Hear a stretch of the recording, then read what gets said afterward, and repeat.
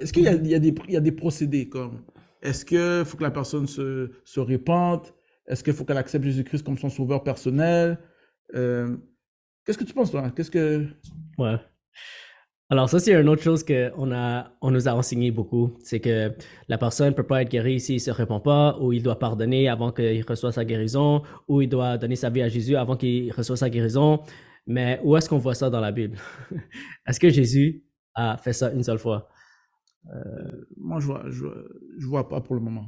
Voilà. Ouais. Alors, quand les gens sont venus à Jésus, et il y avait des milliers de personnes qui sont venues à Jésus. Mm. Jésus a jamais dit, tu dois d'abord te repentir, ou tu n'as pas assez de foi, ou tu dois pardonner, ou tu dois d'abord donner ta vie à moi. Mais il a simplement dit, sois guéri. Il Mais les a guéris toujours. où est-ce que c'est vrai, il y a plusieurs fois qu'il a guéri, puis après qu'il a fait la guérison, il a dit, va, il ne pêche plus. Voilà. Ouais. Mais, il y a un passage qui me vient en tête. Mhm.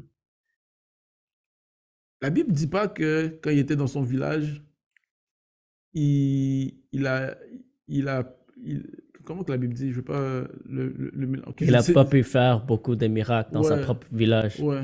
Ouais, c'est écrit ça. Mais la Bible nous dit, sauf qu'il a imposé ses mains sur quelques malades Amen. et ils étaient tous guéris. Amen. Alors, chaque personne qui a prié pour, ils étaient tous guéris. Dans son propre village, les gens le méprisaient, alors ils ne venaient pas à lui.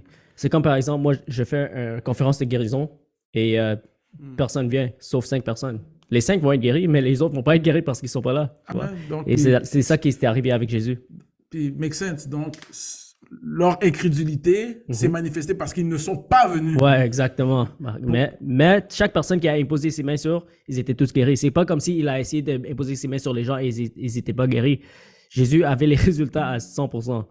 Amen. Amen. Ouais. Et une chose que là, c'est moi qui va ajouter. Au niveau de la foi, qu'est-ce que je peux voir? Je- Est-ce qu'il faut la foi pour être guéri? Mais j'ai compris que c'est pas qu'il faut avoir, il faut qu'il y a quelqu'un qui ait la foi. Hmm. Donc, je peux, la personne qui reçoit la guérison Mhm. peut avoir la foi, Mhm. mais la personne qui prie pour avoir la foi pour cette personne. Puis les passages qui me viennent en tête, ça peut être quand il y avait Jésus, l'officier romain et son serviteur. Mhm. Personne ne sait si le serviteur avait la foi pour être guéri. Mais Jésus a utilisé la foi de son serviteur romain pour guérir le serviteur. De l'officier romain pour guérir le Ou serviteur. Ouais. pour servir le serviteur. Peut-être le serviteur était dans le péché. Peut-être qu'il n'était pas repenti. Peut-être qu'il n'avait pas la foi. En fait, toutes les personnes que Jésus a guéries, ils étaient tous dans le péché. Alors, sans exception. Et ils n'étaient pas des nouveaux.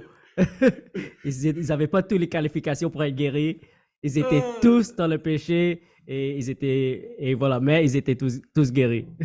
Amen, amen, amen, amen.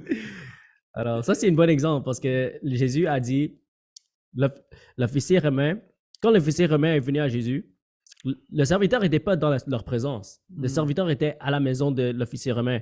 Et Jésus a dit, je vais venir le guérir. Mais l'officier a répondu, je suis un homme sous autorité et je comprends que je dis à mes soldats, va et il va. Et si je dis viens, ils viennent. Alors, je comprends l'autorité. Alors, il a dit, Seigneur, dis seulement un mot et mon serviteur va être guéri. Et Jésus a répondu, j'ai jamais vu autant de foi en Israël que cet homme.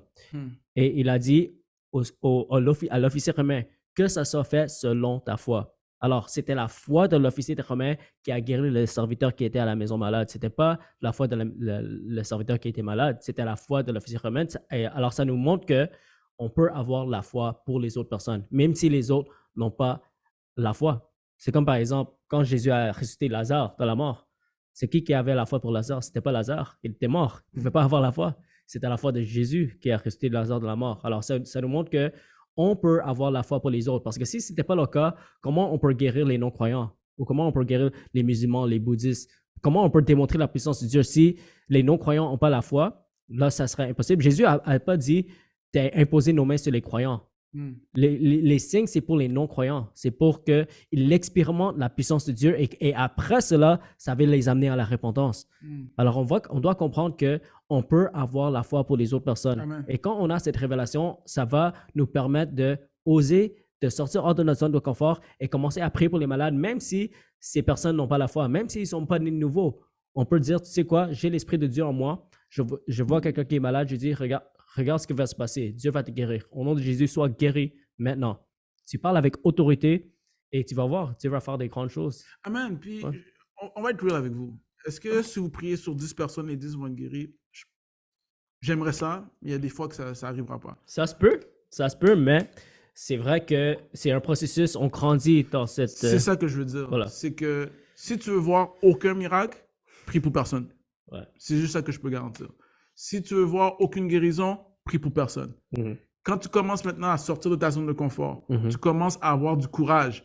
Mais peut-être à chaque 10 personnes, tu vas avoir une guérison. Mhm. Puis là, quand tu vas avoir ta première guérison, tu grandis. Mhm. Là, après, ça grandit 2, 3, 4. Puis à un moment donné, C'est ça. ça devient un lifestyle. C'est ça. Et c'est ça que moi, je me suis dit, quand j'ai commencé, je vais dire, tu sais quoi, même si je ne vois pas les résultats tout de suite, je vais continuer à prier pour les malades, je vais continuer à persévérer. Et le plus que tu persévères, le plus que tu as l'expérience, le plus que tu développes ta foi, et tu vas commencer à avoir plus de résultats. Et ça prend juste la pratique. Il faut vraiment mourir à la chair, mourir à la peur des hommes, la peur des opinions des hommes, la peur de si ça ne fonctionne pas, tous ces mensonges qu'on entend quand on commence à prier pour les malades, ça va venir parce que l'ennemi ne veut pas qu'on commence à prier pour les malades et chasser les démons. Alors, il va toujours essayer de nous garder dans la peur et quand on reste dans cette peur, on devient inutile pour le royaume de Dieu.